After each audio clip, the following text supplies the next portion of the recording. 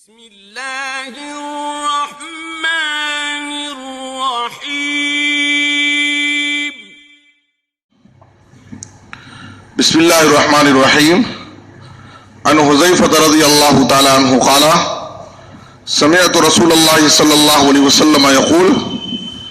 لا يدخل الجنۃ نمام رواہ مسلم۔ محترم حضرات، دین اسلام کی تعلیمات میں ایک تعلیم یہ ہے کہ لوگوں کے درمیان باہمی محبت، تعلقات جوڑنے اور آپس میں مل جل کر کے رہنے کی ہمیں ہمارا دین تعلیم دیتا ہے۔ اور اللہ کے نزدیک بہت بڑے مجرم ہیں، ظالم ہیں وہ لوگ جو لوگوں میں جوڑنے کے بجائے توڑنے کا کام کرتے ہیں، اور ایسے لوگ بہت سارے ہیں سماج میں۔ دو دوستوں کے درمیان، دو خاندان کے درمیان، دو رشتہ داروں کے درمیان توڑنے کی کوشش کرتے ہیں مختلف شکلوں سے۔ تو ان میں سے ایک شکل چغل خوری ہے، یہاں کی بات وہاں کرنا، بیان کرنا، اور ان کی بات ان کو سنانا، اور دونوں کو آپس میں لڑانے کی کوشش کرنا۔ حدیث میں جو نمیمہ کا لفظ آیا ہے تو اس کی تعریف علماء نے یہی کی ہے، نقل الکلام بین الناس علی جہت الافساد بینہم،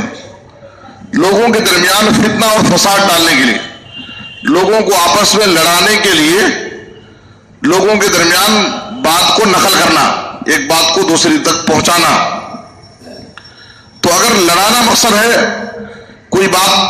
بیان کرنے سے تو یہ چغل خوری ہے، اور جو جائز نہیں حرام ہے، گناہ کبیرہ میں اس کا شمار ہوتا ہے۔ لیکن اگر کوئی بات آپ کسی کے پاس نقل کر رہے ہیں اور اس میں شرعی مصلحت ہے، یعنی دو لوگوں کو توڑنا نہیں بلکہ جوڑنے کی کوشش کرنا ہے،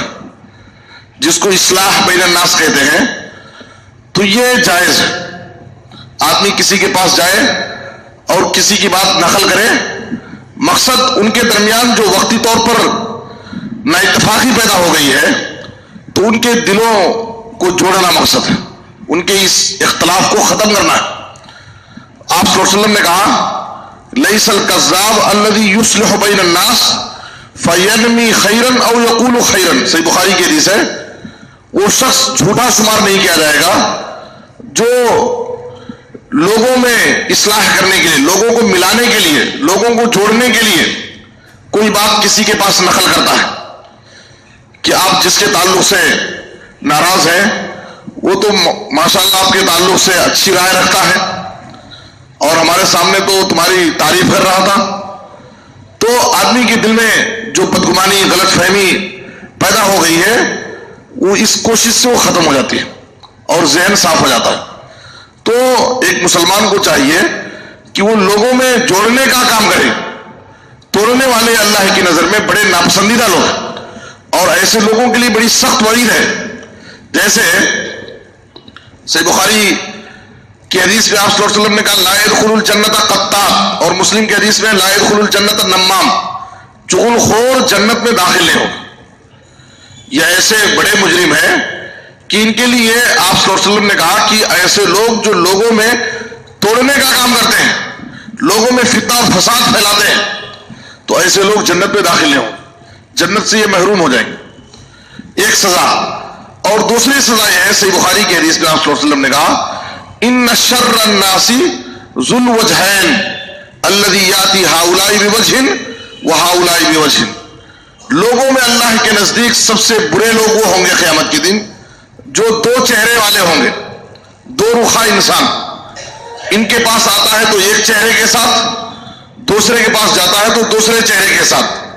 ہمارے پاس آ کر کے ایک بات کرتا ہے، ہمارے مخالف کے پاس جب جاتا ہے تو اس کی الٹے بات کرتا ہے، اس کے اپوزٹ گفتگو کرتا ہے۔ تو دونوں کے پاس وہ اپنے آپ کو اچھا انسان بننے کی کوشش کرتا ہے۔ تو ایسا دو رخا انسان جو دو دوستوں کے درمیان، دو لوگوں کے درمیان فتنہ اور فساد ڈالنا چاہتا ہو ادھر کی ادھر کر کے، تو ایسا انسان اللہ کی نظر میں سب سے مبغوض انسان ہے، سب سے برا انسان ہے۔ اور یہ ایسی غلطی ہے چغل خوری کہ جس کی وجہ سے قبر کا عذاب ہوتا ہے۔ عذاب قبر کے جو اسباب ہیں، جن گناہوں سے قبر کا عذاب ہوگا، ان میں سے ایک سبب چغل خوری ہے۔ لوگوں کے درمیان فتنہ و فساد ڈالنے والے ایسے چغل خور قبر کے عذاب کے مستحق ہوتے ہیں۔ صحیح بخاری کی وہ مشہور حدیث جس میں آپ صلی اللہ علیہ وسلم کا گزر دو خبر کے پاس سے ہوا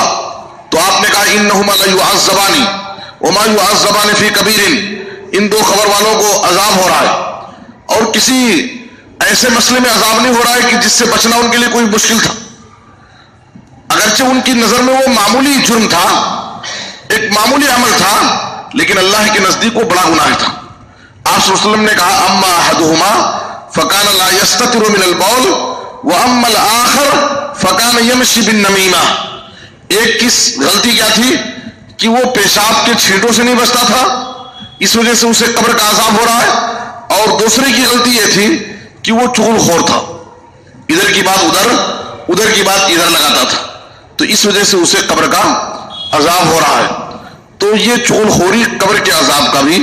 ایک بڑا سبب ہے۔ شیخ ابن عثیمین رحمہ اللہ کہتے ہیں، بڑی اہم بات انہوں نے ذکر کی ہے کہ کوئی چغل خور جب تمہارے پاس آئے اور کسی کی چغلی کرے تو تم اس کی بات قبول نہ کرو، اس کی بات سنو ہی مت، چاہے وہ چغلی کرنے والا کوئی بھی ہو۔ اس لیے کہ قرآن مجید میں اللہ تعالیٰ نے نبی صلی اللہ علیہ وسلم کو سورہ قلم کی آیت نمبر 10 اور 11 میں چغل خور کی بات سننے سے منع کیا ہے۔ وَلَا تُطِعْ كُلَّ حَلَّافٍ مَّهِينٍ حَمَّازٍ مَّشَّاءٍ بِنَمِيمٍ،